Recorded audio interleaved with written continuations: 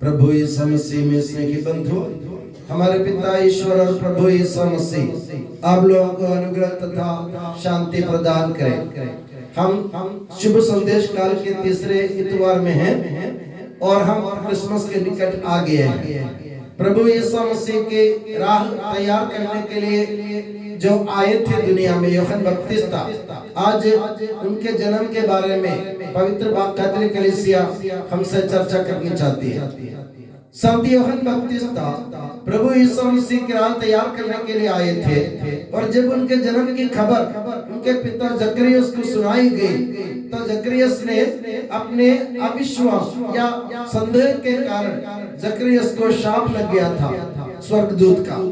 और आज के दिन हम देखते हैं जकरियस को उस स्वर्गदूत ने शाप दिया था कि तुम जब तक मेरी वाणी पूरी नहीं होगी या जब तक ये घटना पूरी नहीं होगी या जब तक यूहन्ना बपतिस्ता का जन्म नहीं होगा तब तक तुम्हारी जीभ बंधी रहेगी।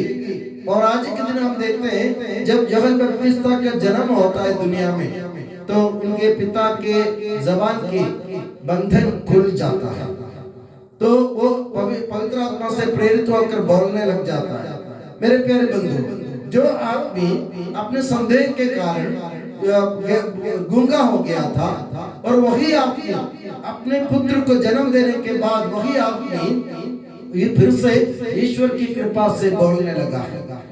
तो आज जो उस व्यक्ति का नाम जकरियस, यूहन्ना का पिता, और यूहन्ना शब्द का अर्थ क्या है उसके बारे में हमें सोचना है। जकरियस के जीभ का बंधन कैसे खुल गया? इसलिए खुल गया यूहन्ना बपतिस्ता जो प्रभु यीशु मसीह की राह तैयार करने के लिए आए थे। यूहन्ना नाम का अर्थ मतलब ये इब्रानी भाषा का शब्द है। यूहन्ना इब्रानी भाषा के शब्द है और इस शब्द का अर्थ है ईश्वर की कृपा से अनुग्रहित। जो व्यक्ति ईश्वर की कृपा से अनुग्रहित होता है वही यूहन्ना है। और यूहन्ना को इस नाम उनके कुटुंब में उनके परिवार में किसी का नाम नहीं था, फिर भी ईश्वर ने यूहन्ना के लिए यूहन्ना बपतिस्ता के लिए यूहन्ना नाम देने के लिए पवित्र आत्मा के द्वारा दूतों के द्वारा जकरियस को खबर दे दी थी।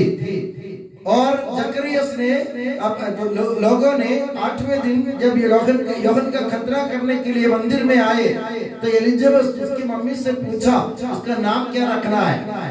हम जकरियस रखना चाहते हैं, इसके पापा के नाम पर इसका नाम रखना चाहते हैं, मगर एलिजाबेथ ने मना करते हुए कहा इसका नाम यूहन्ना रखना है, क्योंकि प्रभु ने एलिजाबेथ को भी ये संदेश दिया था कि इसका नाम यूहन्ना रखा जाएगा। यूहन्ना नाम का अर्थ मैंने बता दिया, ईश्वर की कृपा से परिपूरित या ईश्वर से अनुग्रहित। अब आप सोचिए ये जकरियस और एलिजाबेथ दोनों बिना संतान के रह रहे थे, जब वे बूढ़े हो चले थे, उनके पास कोई संतान नहीं थी और ईश्वर ने उन पर कृपा बरसाई। कृपा बरसाने के बाद उनको एक संतान पैदा हुई, उस संतान का नाम है यूहन्ना, यानी ईश्वर यूहन्ना द्वारा अपने जकरियस और उसके पत्नी एलिजाबेथ पर कृपा बरसाई। और आज प्रभु ईश्वर यूहन्ना बपतिस्ता द्वारा हम लोगों पर भी कृपा बरसाना चाहते हैं।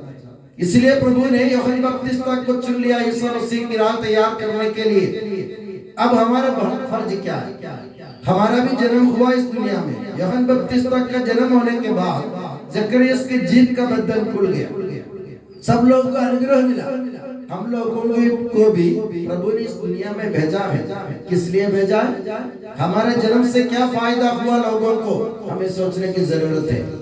यूहन्ना बपतिस्ता के जन्म से लोगों को अनुग्रह मिला, कृपा मिली। मेरे जन्म से लोगों को क्या मिला, हमको सोचने की जरूरत है, क्योंकि ईश्वर ने हमको भी जन्म दिया।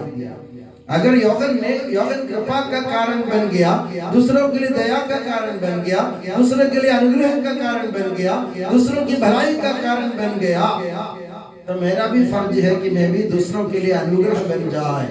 मैं भी दूसरों के लिए अनुग्रह बन, मैं जहां जाता हूं वहां लोगों को अनुग्रह मिले।